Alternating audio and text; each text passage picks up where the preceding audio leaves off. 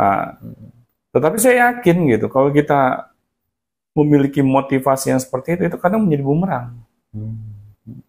Ya misalnya gini, wah Cristiano Ronaldo bisa kayak begitu gitu, prestasinya luar biasa gitu kan. Masa gue nggak bisa gitu? Masa gue nggak bisa?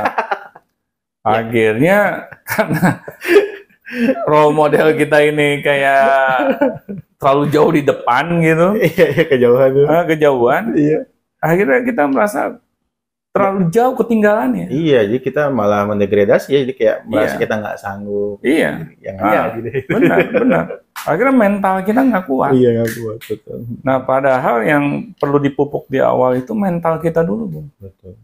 Kita boleh menjadikan misalnya seorang yang hebat itu sebagai role model. Tetapi kita coba tiru etos kerjanya. Itunya aja cukup ya Pak ya? Itunya cukup gitu. Kita nggak perlu memikirkan prestasinya dia. Prestasinya dia yang istilahnya mungkin di luar jangkauan banyak orang. Iya, gitu. Ballon d'Or ya kan? Iya. Berapa kali? Karena manusia itu lahir dari keluarga yang berbeda-beda, ya. Terus dari lingkungan yang berbeda-beda juga. Yang membentuk kita menjadi manusia yang pastinya berbeda.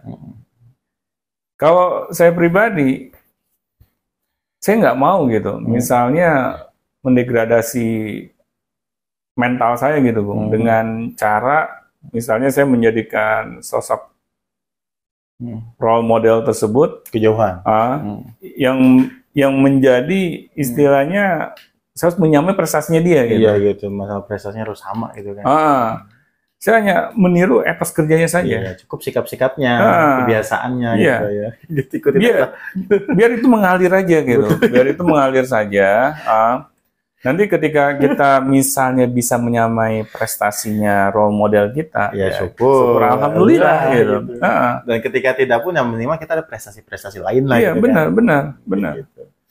Ya kan banyak orang kalau misalnya terlalu melihat sosok yang terlalu jauh di depan, itu kesannya kayak kita melihat Fata Morgana, Bung. Betul. Pas kita dekati kok menghilang gitu. Ya. Karena ya itu gitu, sesuatu yang di luar jangkauan kita. Tidak rasional lah gitu. Tidak rasional sama sekali gitu. Makanya mau sampai kapanpun ya akhirnya ya itu hanya terus menjadi angan-angan doang gitu. Ya. Ke bawah mimpi doang. Ke bawah mimpi doang gitu. Ya itu, Bung, kalau saya sih yang paling penting kita tahu tujuan kita mau kemana dan kita mulai dari langkah yang paling kecil.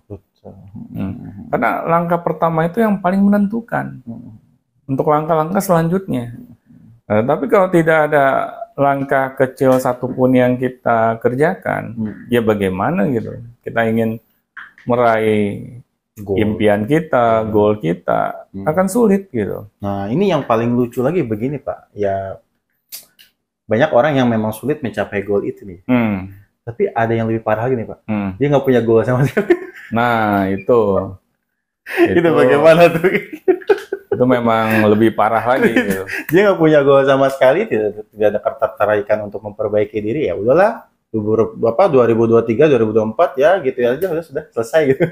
Iya, karena memang masalahnya, Gung, di dunia pendidikan kita itu jarang gitu. Misalnya anak-anak diajarkan bagaimana membuat goal.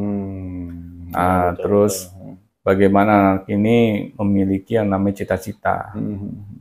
Ya bagaimana kalau kita nggak ada yang pernah mengajari ya, cara membuat goal, cara membuat cita-cita. Akhirnya sulit gitu. Kita tahu cara membuat goal yang masuk akal tuh bagaimana gitu. Sih nggak diajarin juga. Nggak pernah ada yang ngajarin. Ya saya jujur aja, saya nggak ada yang ngajarin gitu. Dari zaman saya sekolah oleh orang tua saya gitu, bagaimana saya bisa membuat suatu goal yang spesifik, itu nggak ada yang ngajarin. Akhirnya ya saya sekedar mengalir aja kehidupan. Struggle aja gitu. Yang penting hari ini gue makan apa? Iya gitu ya. Terus gue tidur di mana ya? Iya, udah itu aja ya. Pokoknya seputar perut aja gitu. Iya, betul. Nah, akhirnya sulit kita bisa meraih sesuatu yang memiliki dampak luar biasa ya dalam kehidupan kita.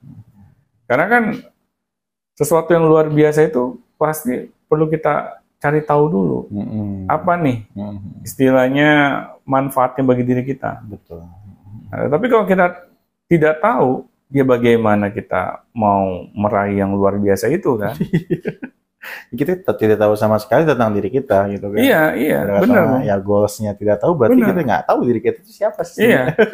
Kalau buat saya sih, ya simpelnya kalau kita ingin membuat goal, kita harus mencari tahu diri kita dulu. Kita itu maunya apa sih? Iya, betul. Itu sih jati diri kan. Jati diri kita dulu gitu. Kita ini diciptakan oleh Tuhan ini, apa sih peran kita di dunia ini? Apakah hanya ya sekedar numpang lewat doang? Tim hore? Tim hore doang? Apa kehidupan kita ini hanya sebatas ya seputar perut dan selangkangan aja? Iya, benar. Ya itu yang harus kita coba cari tahu gitu. Kita puas nggak sama kehidupan kita saat ini? Ya, tapi bukan hanya dari sekedar materi saja. Betul. Ya, tapi dari segala aspek kehidupan gitu. Ya, kita coba cari tahu dulu. Nah, kalau kita sudah cari tahu ternyata kita banyak nggak puasnya, ya sudah, kita coba perbaiki satu persatu. Jangan borongan. Kalau borongan sulit gitu. Misalnya kita pengen cepat selesai semua gitu. Kita menyadari misalnya ya di dalam lingkungan terdekat aja kita banyak masalah gitu ya. Nah, misalnya dengan pasangan, dengan anak. Ya coba hal itu dulu yang kita perbaiki. Kita jangan sok-sokan gitu, pengen misalnya meniti karir yang paling tertinggi gitu kan. Tapi di lingkungan keluarga saja kita berantakan. Bobrok gitu kan. Bobrok. Ya bagaimana gitu kita bisa fokus mengejar karir kita. Di lingkungan terdekat kita aja banyak masalah. Karena ini yang akan menghambat jalan kita gitu ke depan. Ya bisa nggak sih coba secara logika ya. Kita ingin meraih impian, ya. Tetapi di dalam lingkungan terdekat kita itu banyak yang menarik kita gitu. Ya sejauh kayak apa ya, kayak nginjek gas tapi direm tangan. Iya benar. Situ-situ aja. Jalan di tempat akhirnya. Karena kita nggak punya energi gitu. Energi kita habis di dalam lingkungan terdekat kita. Nah, ya makanya kalau saya sih untuk membuat suatu perubahan itu, ayo dimulai dari hal yang terdekat dulu. Langkah terkecil gitu. Itu langkah terkecil gitu. Karena kalau semuanya sudah kompak gitu, Bung ya, kita lebih punya semangat gitu untuk melangkah ke depan. Dan melejitnya tuh kayak cepet ya? Lebih cepat. Gitu ya. Ya apalagi kalau cita-cita kita ini kita utarakan kepada lingkungan terdekat kita, terutama pasangan, anak-anak kita, biar mereka tuh menjadi supporter yang terbaik gitu.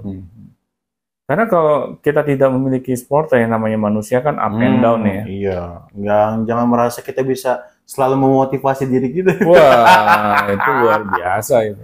Seorang nabi juga perlu ada support. Iya, gitu. Ya kan kayak seorang Nabi Muhammad saja ya. Ketika istri tercintanya meninggal, ya Siti Khadijah, terus sama paman beliau meninggal gitu. Beliau itu langsung lemas. Nggak ada lagi yang menyemangati gitu. Akhirnya ya sudah gitu. Sampai Allah tuh turun tangan menghibur Nabi Muhammad coba. Sampai Tuhan turun tangan loh. Ya di Isra Mi'rajkan kan? Iya betul. Nah, berarti ya, seorang nabi aja up and down juga gitu, apalagi kita. Ya. Nah, ini yang kita harus menyadari gitu, bahwa yang namanya manusia itu ya dinamikanya ya selalu naik turun, nggak mungkin selalu stabil.